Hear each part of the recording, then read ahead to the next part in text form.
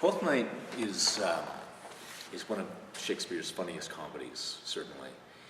And apart from the amount of humor that's in it, which there's some of the finest scenes. I mean, there's some surefire laughter scenes in the play.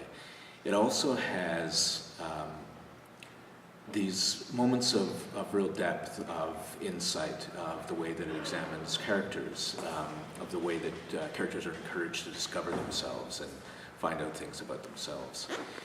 And it's those two aspects that you want to keep in balance when you're creating a production. You don't want to, if it's an unfunny production of Twelfth Night, you failed.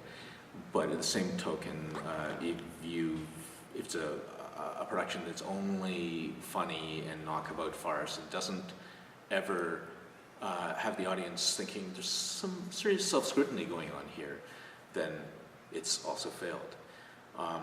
And one of the reasons that I thought that we should do the play at this time was the presence of Ian Farthing, the artistic director of the St. Lawrence Shakespeare Festival, who is playing Malvolio, and I think he's particularly good casting for Malvolio.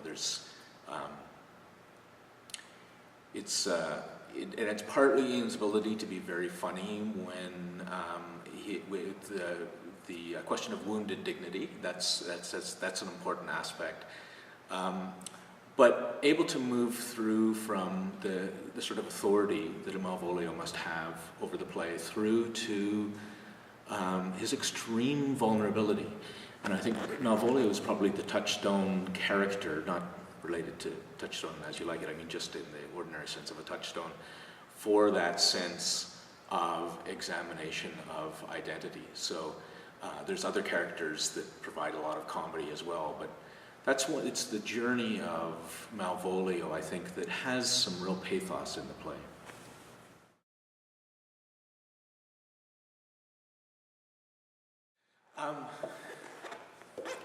Probably the first idea that I had about Twelfth Night being set in some kind of Ireland was just a mistake that I made when I was a teenager. When I saw that it was Illyria, I just had a vague notion that was another name for Ireland. But that was a very, very early idea. But you know how that sometimes your first reading of a play never quite leaves you. And later on, when I started thinking about it, about where it should be set, Illyria is actually the former Yugoslavia. It's in that area on the Adriatic Sea. And that's not a particularly useful setting to set Twelfth Night in now, because now we associate it with the civil wars and so on. It's or beautiful beaches, and it's not quite useful in that way. But Ireland is a place that seems to me sort of torn between this joyous festivity and melancholy. So that Ireland is a place where there's all these beautiful, beautiful, sad songs, and it's a place that has gone through all kinds of struggles of identity in itself, in the country, trying to assert itself and become itself, and it's a country that has been particularly concerned with servitude to false masters and those sorts of questions.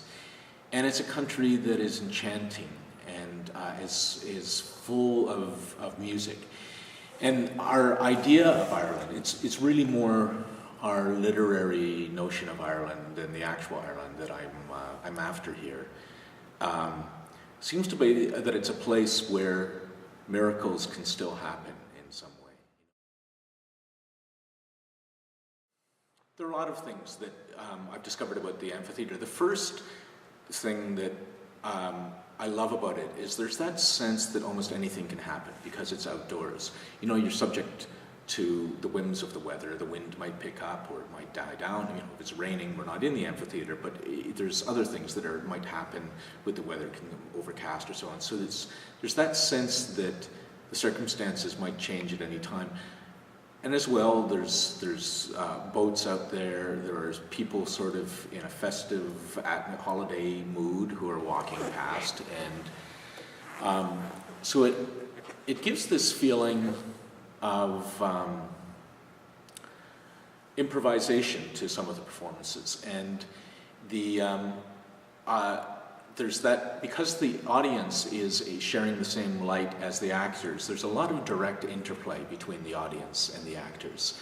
There's you're constantly making eye contact, which sometimes in a larger theater, a proscenium theater, you're unable to do because the lights are in your face and the audience is in the darkness and you can't see more than the first row out or so on. But in this case, you're embracing the whole of the audience.